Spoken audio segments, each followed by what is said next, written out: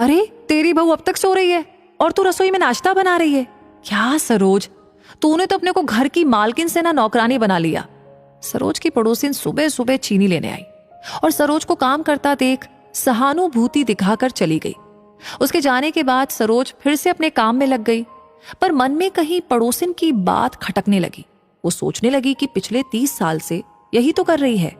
सुबह का नाश्ता, दोपहर को क्या बनाना है, बाजार से क्या लाना है, बच्चों को क्या पसंद है, इसी में सारा दिन निकल जाता है। घर के बाकी कामों के लिए तो बाई आती ही है। बस बच्चों को अपने हाथ का खाना खिलाने का मजा ही कुछ और है। इतने में सोच में डूबी सरोज के हाथ से प्लेट गिर गई और पति अशोक ने रसोई में आकर के कहा, सरोज जरा ध्यान से, बच्चे सो रहे हैं। हाँ, वो गलती से गिर गई। सरोज ने प्लेट उठाकर ऊपर रख दी। आज से पहले भी छुट्टी वाले दिन सुबह नाश्ता बनाते हुए कभी कोई बर्तन गिरता तो अशोक यही कहते हैं कि बच्चे सो रहे हैं। बस फर्क इतना था, तब मेरा बेटा और बेटी सो रहे होते थे और आज बेटा और बहू।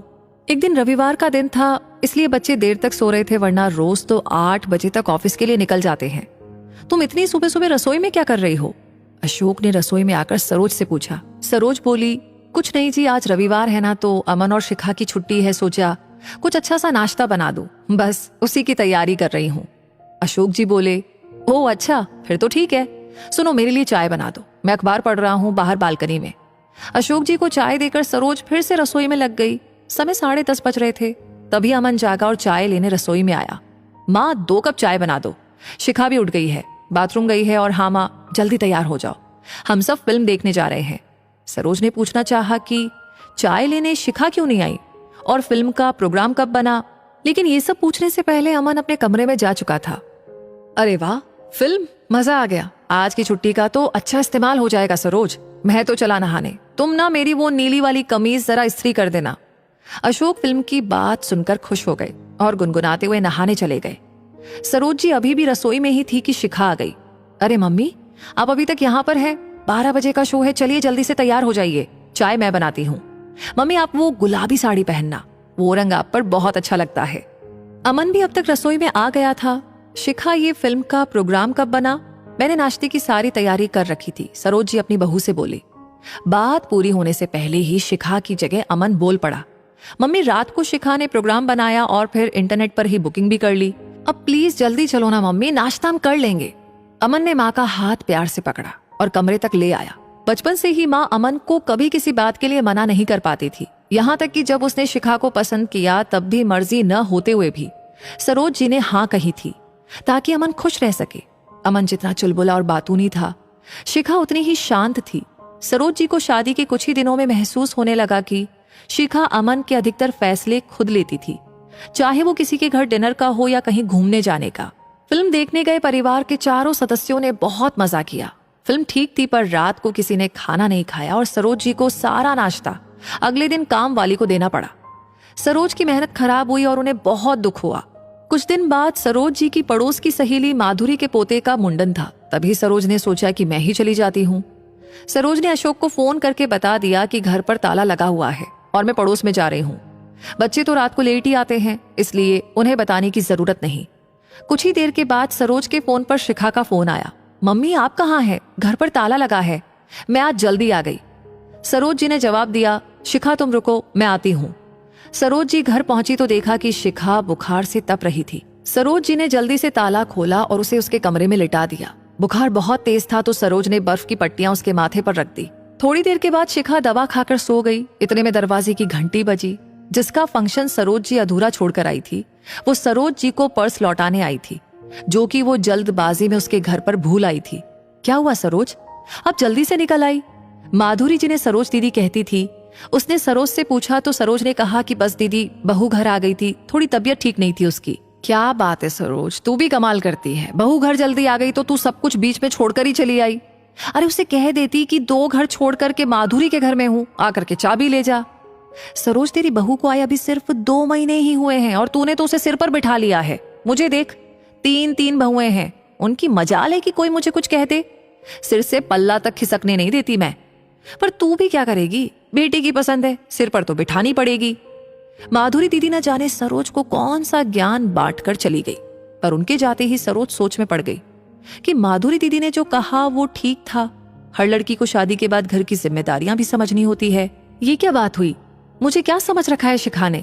पर अगर शिखा की जगह मेरी बेटी नीति होती तब भी तो मैं सब कुछ छोड़कर आ जाती। लेकिन बहुओं को घर का काम तो करना ही होता है।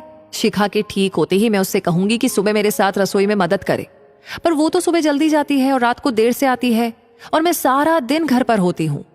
बहू की मदद के बिना भी काम आराम से हो जाता है, फिर क्यों उसको परेशान करूं? बस इसी पशुपेश में विचारों को एक और झटक कर मैं रात के खाने की तैयारी में जुट गई। बहू की तबीयत ठीक नहीं है, उसके लिए कुछ हल्का बना देती हूँ और अमन के लिए बैंगन का भरता, उसे बहुत पसंद है। फिर दिमाग के किसी कोने से आवाज आई, दो दो चीजें क्यों बनानी है? बहू इतनी भी बीमार नहीं है कि भरता ना खा सके। पर दिल ने दिमाग को डांट दिया, नहीं, तबीयत ठीक नहीं है तो हल्का ही खाना बनाती हूँ। रात को अमन शिखा के लिए खाना कमरे में ही ले गया। मुझे लगा तबीयत कहीं ज्यादा खराब ना हो जाए, इसलिए मैं पीछे पीछे कमरे में चली गई। शिखा सोई हुई थी और खाना एक और रखा था। अमन लैपटॉप पर कुछ काम कर रहा था। क्या हुआ अमन? शिखा ने खाना नहीं खाया? नहीं मम्मी, उसको नींद आ रही थी। मैं कुछ देर में खाना रखने आ रहा था, आप आ गई हैं तो प्लीज आप इसे ले जाइए। फिर लैपटॉप पर काम करने लगा। मुझे बहुत गुस्सा आया। एक तो मैंने उसकी बीमारी देखते हुए अलग से खाना बनाया और शिखा बिना खाए सो गई।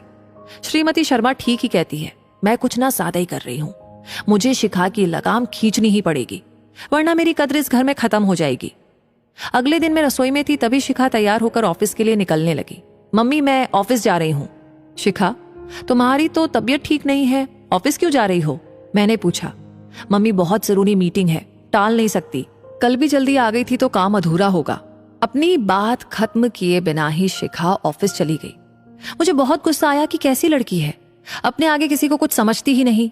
घर में हर किसी को अपने तरीके से चलाना चाहती है, घर की कोई जिम्मेदारी तो समझती नहीं, ऊपर से घर को होटल समझ रखा है। पता नहीं मैं क्या क्या सोचती रही। फिर अपने काम में लग गई। काम खत्म करके मैं माधुरी दीदी के घर चली गई, जिनके पोते के मुंडन का कार्यक्रम मैं अधूरा छोड़ आई थी। सोचा कि एक बार जाकर शगुन भी दे आऊं। उनकी बहू ने बताया कि माताजी की तबीयत ठीक नहीं है, वे अपने कमरे में हैं। मैं उनके कमरे में ही चली गई। माधुरी दीदी पलंग पर लेटी थी और उनकी दूसरी बहू उनके पैर दबा रही थी। मुझे देखकर उन्होंने अपनी बहू से कहा, चल छुटकी, आंटी के लिए चाय बना ला। उनकी एक आवाज पर ही उनकी बहू उठकर रसोई में चली गई। क्या हुआ दीदी, आपकी तबीयत खराब है क्या? मैंने पूछा। अरे नहीं, कल की थकान है बस, यूं समझ लो कि आज आराम का मन है मेरा। वो मुस्कुराते हुए बोली। तेरी बहू की तबीयत कैसी है? ठीक है दीदी, ऑफिस गई है। मैंने कहा, क्या ऑफिस गई? देखो तो जरा, कल तक तो इतनी बीमार थी कि 2 घर छोड़कर चाबी तक लेने नहीं आ पाई। अपनी सास को भगाया और आज ऑफिस चली गई।